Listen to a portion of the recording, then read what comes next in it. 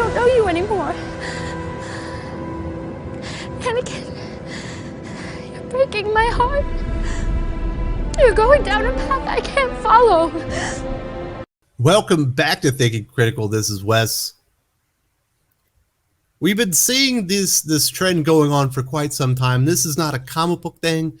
This is not a television thing. This isn't a movie thing. This isn't a video game thing. It's not an animation thing. It's not a kids show thing. It's not even like a razor thing. It's like this is just a consumer products thing. That I think we're seeing this trajectory that companies have been on to where they're really narrowing the focus of their entertainment, the way they're marketing, the messages that they're including in to their product at a specific target demographic, and that would be Twitter users. It feels like the vast majority of the feedback right now that is being valued by corporate America, we'll just keep it to America, but I imagine this can go in a lot of different directions in a lot of places, specifically throughout the Western world.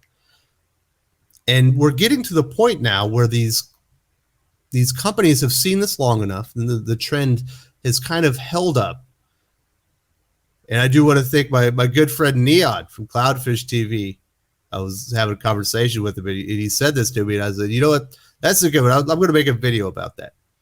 That they're realizing you can please Twitter, you can please your customers, but you can't do both. You are not able to make something that is appealing to people that are virtue signaling or looking for claps when they put out and say, this is what I want to support. Look, this is this is including all the things that are important to me. You can't include all those things into your product and then present it to your long-term customer base and have them enjoy it too. And you can't stick with the traditional story elements, the traditional missions of your characters, and the core elements of these universes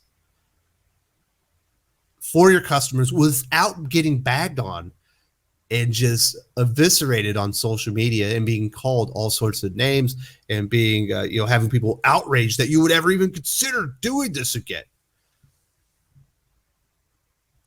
And we've gotten to the point, they've tried to get both. We've seen this a lot of times where there's this idea that you can keep most of your existing customer base, but at the same time, we could add in so many more new customers if we just change everything up, but we make the stuff kind of look like what it originally looked like.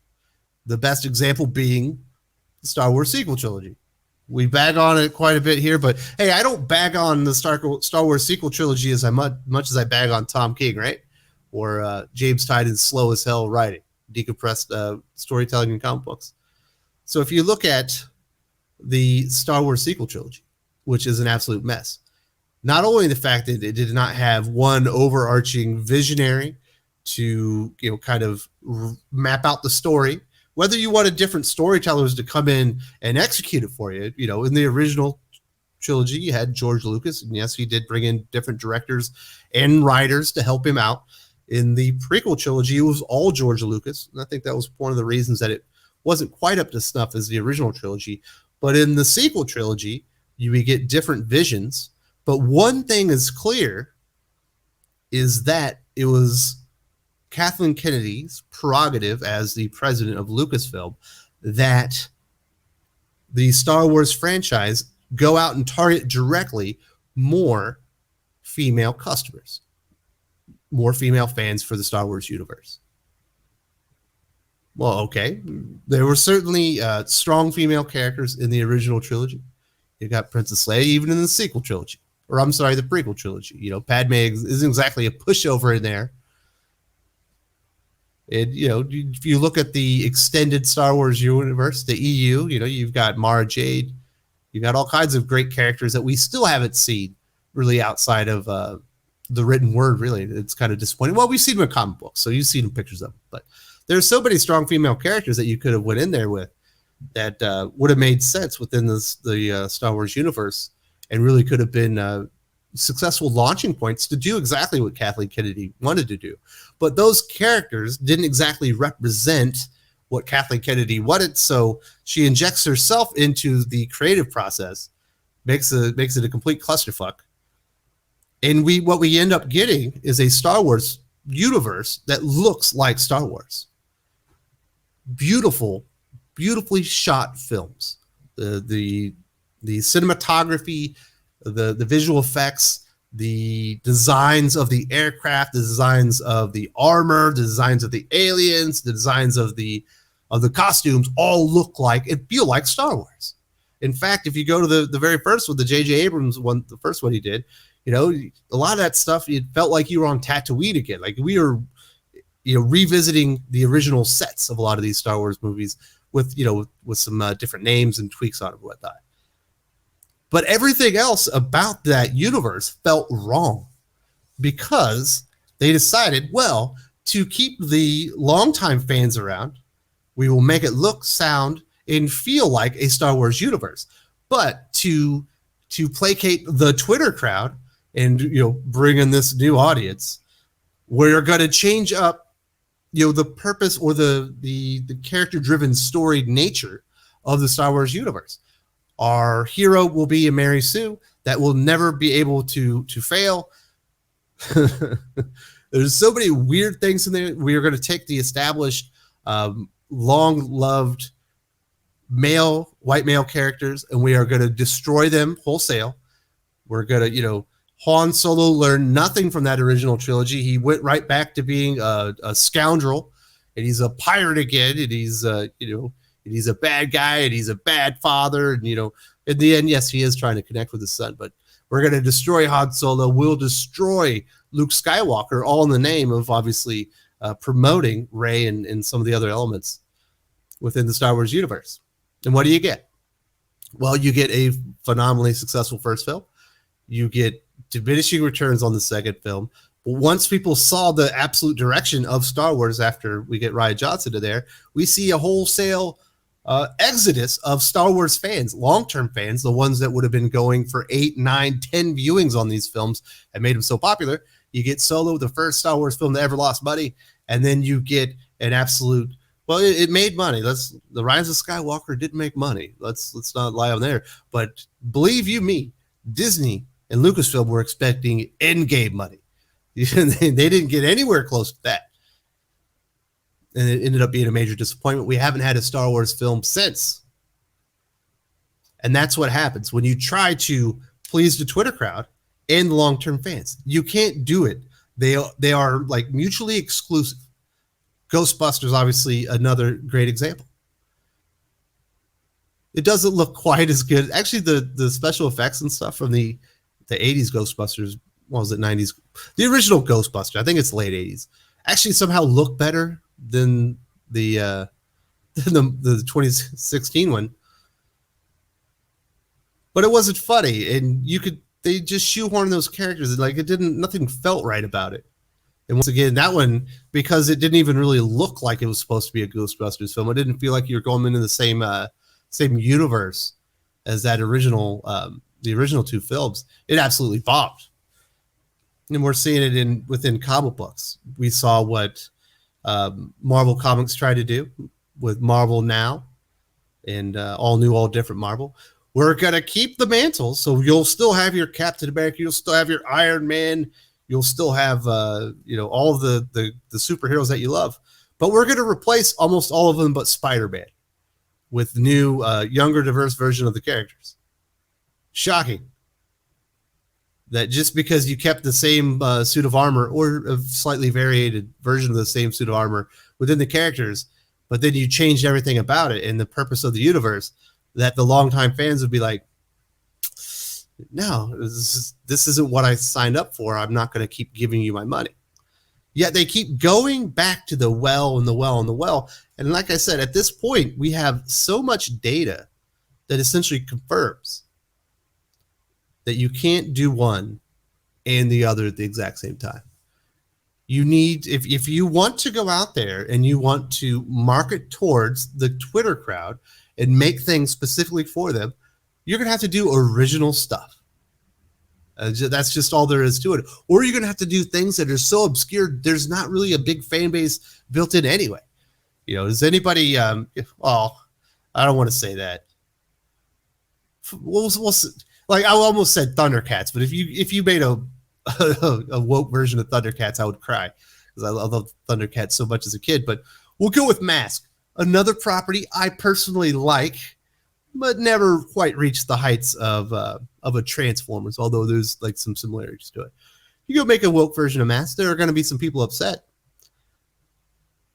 But you know, if you just made a decent version of Mask to begin with, it probably wouldn't make a lot of money, right? So you could probably go and ruin some stuff like that. And trust me, in doing so, you will drive away the people that would have been there to begin with, and try to placate this Twitter crowd. But you know, there's just so much disdainment just for everything that surrounds woke culture at this point, and the idea that every single piece of entertainment must have this social messaging, that must have or must, you know, promote the values of one very narrow-minded group of people within the country. And it becomes more and more frustrating when you look at, you know, obviously when they did the Jurassic Park reboot, Jurassic World, you go watch that movie. That thing is a lot of nostalgia. I remember when I heard the Jurassic Park theme go on in the theater, I got goosebumps. I remember when they were traveling through on the adventure, you would see scenes of past set pieces that were in the film. You're like, oh, I remember when they were there the first time. It was really, really cool and all that stuff. And there just wasn't any wokeness to it. Shockingly, it far exceeded anything they could have ever expected as far as box office received. They did not expect it to be the success that it was. It's because you had a built-in fan base of Jurassic Park fans. Jurassic Park was awesome from Steven Spielberg. It's one of the crazier movies. I remember seeing it the first time. I couldn't believe what I was seeing. So you have this fan base that's been there for 20 years that's been waiting for a good Jurassic Park sequel because all the other Jurassic Park movies sucked so bad. Man, don't even get me on Jurassic Park 3. And now they want to go see it with their kids. You know, all that stuff. And now you've got this enormous audience that's been waiting for it. Now, if you get to the Jurassic World sequel, it's a little bit more, well, guess what? Kind of sucks. Didn't make nearly as much money. Got bad word of mouth. And we're certainly going to continue to see this played out over the next few years because there are so many things that were already in production where, you know, you're wanting to take some of these, you know, classic or well thought of, well loved, whether they be TV shows, movies. A lot of movies right now, what they're doing is mostly of those kind of reboots. Well, we're going to do race swaps, gender swaps for the main characters. You know, a lot of these are just going to fail because people have become very discerning. They can see right through it at this point. Hollywood. Well, first of all, they're not very good at hiding their intentions. They sit there and essentially go out there and beat you over the head with it. Like, oh, this all-female Ghostbusters is going to be the most female empowerment you've ever seen in a Ghostbusters movie. You're never going to believe this all females. Guess how many females we're going to have on the Ghostbusters? It's all females. And you're like, is it good though? Well, you forgot to mention what the story is, if it's actually worth my time or not, because you're just talking about this message that you're getting out there. So even if they wanted to cover it up, people will see right through this stuff, and you can see what the point of the movie is nowadays. And at this point, you can't do both, and they're gonna have to make a choice. Do you want to make money? Are you a money-raising business venture that's out there to entertain the masses and bring the most people in to consume your product, or are you not? Or are you out there as a social messaging platform to get across an agenda and try to influence people as far as the way that they behave and some of their beliefs? We see there's definitely quite a bit of shutting down in international markets China seems to have put the clamp down. They've kind of banned a lot of films that they said they don't want portrayals of non-masculine men in their films anymore. I guess they've had enough. And there's already like a limited number of U.S. films that can even be released in China to begin with. That's kind of one of those weirder markets. But we're seeing pushback in a lot of these international markets where they've kind of had enough of what Hollywood are doing when they're films.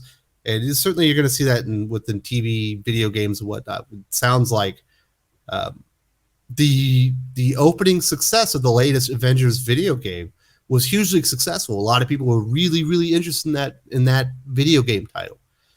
Once everyone found out it was basically a springboard or a vessel to get across how great Miss Marvel was, Kamala Khan, it died. People stopped playing it. People asked for refunds. Next thing you know, 3 weeks later, it was like half price at some stores. It doesn't take very long in this connected world for everyone to get on the same page and realize exactly what's being pushed on them. And it's crazy. Obviously, within DC Comics, they're in the midst of this right now.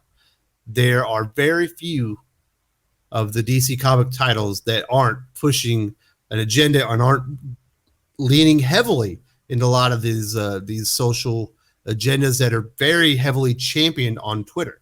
Apparently, likes and retweets and virtue signaling and clapbacks on Twitter are worth their weight in gold. They seem to be far more important than actual dollars nowadays. And I think that's it's going to lead some businesses into some very dark places. We've even seen, like consumer products. For some reason, you're talking about like men's razors. Next thing you know, they're like pushing some weird hardline like social agenda within their commercials.